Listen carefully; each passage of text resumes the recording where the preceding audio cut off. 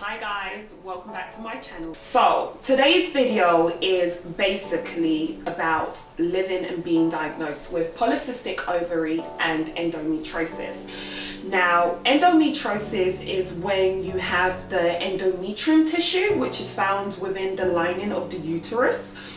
So that's in your uterus is basically your womb, for some of those that may not know. And those tissue, instead of developing inside, remaining inside the uterus, they start developing outside on your fallopian tube, on your ovaries, and kind of starts to get all stuck and attached to various parts of your lower organs, your female reproductive system. Right.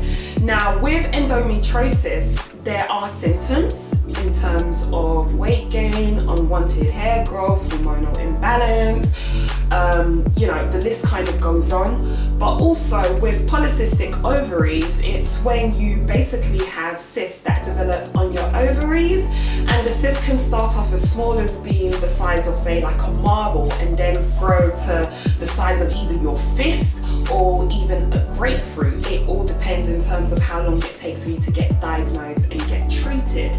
Now, with polycystic ovaries, it's caused by hormonal imbalance. So it's a scenario where your ovaries just, start to produce a bit more of the male hormones.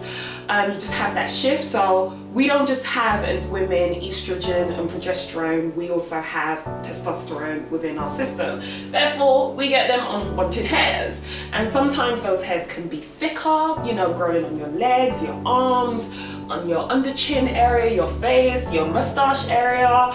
Man, them hairs could grow in places that you don't even wish for them to grow. Your chest, your nipple, name it, them hairs will grow. But for that now, you can have laser, but that's a different topic.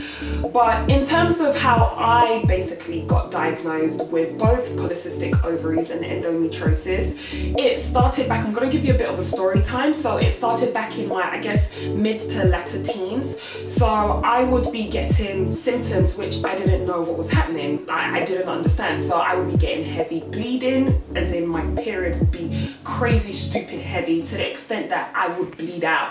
And bleeding out, leaking out is freaking embarrassing as hell, especially when you've gone out. So one pad, that meant I needed to change as often as possible. Not just that, I would also pretty much bleed out outside of my cycle. So when I wasn't on my period, I would suffer from random bleeds.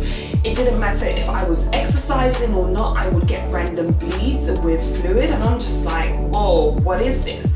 And when those bleeds would be coming, I would know, because I get some horrible sharp pain that will just travel from my lower back right down to my lower abdomen area, towards the female reproductive organ. We all know where they're based, but towards that area, and it was just horrible. So basically I said, I can't be dealing with this anymore. So I went to my GP. So what my GP recommended was for me to pretty much get placed on a contraceptive pill, because that's what they try to do. They try to give you contraception in order for you to kind of get your hormones balanced out. And from there, she also recommended, I go for a smear test. Now, I know right now there is a smear for smear campaign going on in order to kind of, get women tested, just so that we can make sure that we are healthy internally, especially with our female reproductive organ. Because some of you may not be aware, but there are more and more women under the age of 35, as young as from teenage stage, onwards. They're being diagnosed with cervical cancer, they're being diagnosed with HPV, they're being diagnosed with cysts, so much stuff is happening to a lot of young ladies, and we need to just make sure we are looking after ourselves and we don't get scared of getting that speculum, silver speculum, placed up the vagina to get it checked out. So after being placed on the contraceptive pill, only acted as a temporary filler, enabling me to manage the symptoms but never really targeting the root cause. After getting my smear test done, the results came back inconclusive. So when your results come back abnormal, inconclusive, that means you need to go get it done. But because I've been suffering from these symptoms for quite a while now, i.e. probably say more than a year, my doctor then recommended me to a gynecologist. Now, with the gynecologist, they basically specialize in female health, female reproductive system, fertility, you know, the list is a bit endless when it comes to what they do. But I got referred to King's College Hospital, whereby they needed to do a scan and find out, okay, what was going on. So they did another smear test, but then they were like, okay, they need to do a vaginal examination. So this is what led to me being referred to another hospital, so St. Thomas's Hospital, whereby they needed to pretty much put a camera inside my vagina and have a look to see how my ovaries as well as my uterus and everything was looking. So once I, you know, got referred to St. Thomas's Hospital and they did the whole vaginal ultrasound examination, they noticed that, oh, I had a 10-inch cyst on my left ovary. So they said to me, look, if this cyst does not pop by itself right now, we can see, okay, the cyst has grown, but if it does not reduce in size or if it does not pop by itself, you know, then I would need to have surgery. So they rescheduled me for another hospital appointment, I think for about a couple of weeks later. So they needed to give it time to see if it was going to get any bigger. So by the time I went back for my second hospital appointment, luckily, thank God, the cyst had managed to pop and, you know, pretty much come out. But then again, you know, when I did the examination, you know, they noticed, okay, with the tissues that was, you know, on my uterus, that, okay, this could be possible endometriosis. But then for them to confirm, I needed to undergo further tests, and that's what happened. So I underwent further tests, and they pretty much sent the results back to my doctor, my GP, letting them know that, okay, I have endometriosis and I have polycystic ovaries. So it was just kind of like a double whammy, something that I wasn't expecting, because sometimes some people get one and not the other. I don't know why I'm getting emotional, but at that time it was a double whammy. And I guess, you know, all at that age I could have been told by my doctor, well, all my doctor told me at that age was that I needed to pretty much kind of have like a lifestyle change.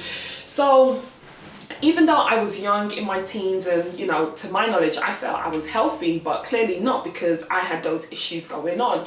So part of the whole polycystic ovary, another symptom is that, you know, you may gain weight. So I would say I was a bit more fuller in body. I like to call it a bit more healthier looking. I was a bit more fuller in my body back then. And I would say I was a size 12, 14 kind of, but I guess a large 12. And, you know, my doctor said, okay, I need to kind of change my habits in terms of my diet. I needed to be exercising more in order to kind of, you know, get things moving, i.e. the hormones in my body, get everything balanced. So from there, I just had to, you know, take that seriously. And it's not that I wasn't exercising before. You know, you can exercise, but when you're not really eating right, it kind of defeats the purpose. So from that day on, I was like, okay, things are going to change. So I took it upon myself to try and reduce my weight in size, and to also try and reduce sugar, because I have a really, really bad sweet tooth. Like, I'm a chocoholic, die-hard chocoholic. And, you know, eating all those chocolates, not good. But that aside, I just said, let me start eating more of a well-balanced diet, and that's what I did. So I would just be a bit more cautious in terms of what I was putting in my body. And I don't know if some of you are aware, but nowadays, and even back then, there was a whole issue surrounding genetically modified foods, i.e., you know, say for example, you have seedless grape, that's been genetically modified. So it was just kind of being more cautious about not just having food that has been kind of processed, filled with chemicals, trying to eat a bit better, eating fresh meals. I mean, I wasn't necessarily like a big takeaway fan, but again, if I was to do takeout or go out to a restaurant, I would just be cautious of what I'm eating. But I just pretty much became disciplined, you know, with my gym, started attending classes. I did some personal training sessions just to kind of equip me with the knowledge that I needed to live a healthier lifestyle. But in short, I mean, it's been a couple of years now. And I guess during those couple of years, the symptoms, they did still persist. But what ended up happening was I got referred to the gynecologist again to have a procedure done. So they pretty much did a laparoscopy. whereby they got the camera, they placed me to sleep, so under anesthetic I needed to basically have surgery, because they were like, okay, they've tried contraception, they can see I've been trying my best in terms of, you know, managing my weight and, you know, diet wise, you know, making an effort, you know, why am I still having these symptoms? So they basically placed me for like a day surgery, so I went in there and they got the camera. So with a laparoscopy, they did it by keyhole surgery. So they got the camera and they placed it, you know, they did an incision and they pretty much, you know, could see, they did like 2 procedures on me. So they basically, with the, they did 2 procedures on me when I went to the hospital. So with the laparoscopy is, you know, just getting the camera with the smaller incision via keyhole surgery, placing it in there so that they could have a view again of my uterus, my ovaries, my fallopian tube, just seeing why is this girl suffering with all these issues, you know. And they also did another internal procedure as well, so they didn't just do keyhole, they also did like another vaginal procedure as well, just so that they could have the best possible view. Surgery was successful. So after the surgery, the surgeon just said to me that what she could see was that I did have endometriosis and I had a bit of scarring on the lining of my uterus. So what she did, she said that my endometriosis, luckily for me, my endometriosis wasn't severe. However, what she did was laser. So she used a laser to laser the lining of my uterus just to kind of get, you know, rid of a bit of the scarring, because some of the side effects to having endometriosis and polycystic ovaries is that it can affect your fertility and I guess cause fertility issue. Now for me, I like to be a positive thinker, and I like to hope that that won't be my case, my portion, because one day in the near future I would love to have a family. But just knowing that it could potentially make it difficult to have a baby, that's just like mind-boggling. And then at the same time, it's a scenario whereby you won't even know how fertile you are, because the GP said it's until you reach the age of where you need to try for a child, that's when you'll know really how your fertility levels are like. So basically that's been my story in terms of what I've had to deal with. Now, I know there are other people, I know girls who suffer from endometriosis and polycystic ovaries, and some girls are suffering in silence. Some girls don't even know they have it, you know. Some girls, I mean, I guess the aim of this is to just like try and keep you informed in the sense that you don't need to suffer in silence. Hence the reason why the government is really pushing with this smear for smear campaign that's going on. The NHS is just pushing because they want people to get checked out and to make sure they're okay. Now I know, and waiting times are now longer in terms of people being referred and getting seen, and in order for you to even get referred, you know, you need to have a long-standing history, which is just crazy. So you may want to go private. I had a friend of a friend who basically was suffering from crazy, stupid, severe endometriosis to the extent that, you know, she would faint, you know, she just couldn't function. She had to go private, and ever since she went private, it literally saved her life. So some people may not have it to that extent. For me, mine was, they called it mild, but again, when you are having these pains and these random bleeds, these unwanted hair growth, it's not nice. It's not comfortable, you know, you feel like crap. So I would just recommend, if you are somebody who may have noticed symptoms in terms of heavy bleeding, if you know, you've got those irregular like bleeds that are happening, you know, go get yourself checked out. Get yourself checked out. If you notice, okay, you know, you've got a lump and it's getting bigger, especially on where your ovary is, whether on the left or the right side, just go get checked out. Don't leave nothing missed, because God forbid, you don't know what that is. That could be. I know that with some women that do suffer from endometriosis or PCOS, as it's also known as, they probably won't even get their period.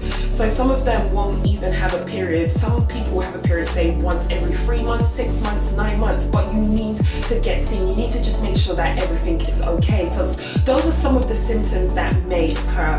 But the whole purpose was just to share my story with you, to just let you ladies out there know that for those that do have it, you are not alone. Don't suffer in silence. And also with some of the symptoms, like the whole unwanted hair growth, what I did was pretty much go and get laser laser done, skin laser, like skin hair removal laser, because I was like, Lord, I can't afford to be growing hairs like this. And you know, when you're getting them unwanted hairs, it affects your confidence. In hairs in places that I was like, I ain't supposed to get hair here. You know, you start to just, you know, like think, oh, why me? Do you understand? Me, genetically, I've got naturally fine hair, so my hair's not coarse, but then I know there are other women who have really coarse hair. With this whole polycystic ovaries happening, I got sporadic hair growth, meaning that the unwanted hair growth did not just happen in one place where I know, okay, it could just be zap, zap, zap with a laser. It was just growing random places. Just know that, you know, there are ways to help you manage the symptoms, i.e., your diet, your lifestyle, it definitely has to change. Also, contraception, it does help. I know some people may not feel like going on contraception. It did make a difference, but again, like they say with contraception, it's just a temporary filler. It doesn't actually solve it's not, you know, it doesn't get down to the root cause of why this is happening to you. And still to today, a lot of doctors, scientists, they don't know why women suffer from polycystic ovaries or endometriosis, as in there's no cure for it. You know, they don't have a cure, a medicine, a tablet that they can give to you and say, hey, take, you know, this will resolve the issue. So I think all you can do as an individual is just try and maintain the symptoms, i.e., if you know you have gained weight as a result of endometriosis, get yourself, you know, if you can't do the gym, if you can't do classes, whether it's an activity, whether it's running, just get yourself out there, get yourself into the whole pace of, you know, getting them hormones moving, that's how I like to term it, but getting them hormones back to somewhat balanced. But yeah, that's pretty much my story. If you have any questions, please feel free to reach out, leave your comments below, check out some of my other videos. I've got more videos coming up. There's a lot of content. Again, it's just finding the time to get it out there, because again, YouTube's a hobby. But do share, comment, like, subscribe, and you can also follow me on Instagram and reach me via Instagram. My Instagram is wiry_may, so check my page out. But if you need any, I guess, advice, any tips, then send me an email. But have a great week. Peace, love, and blessings. Mwah.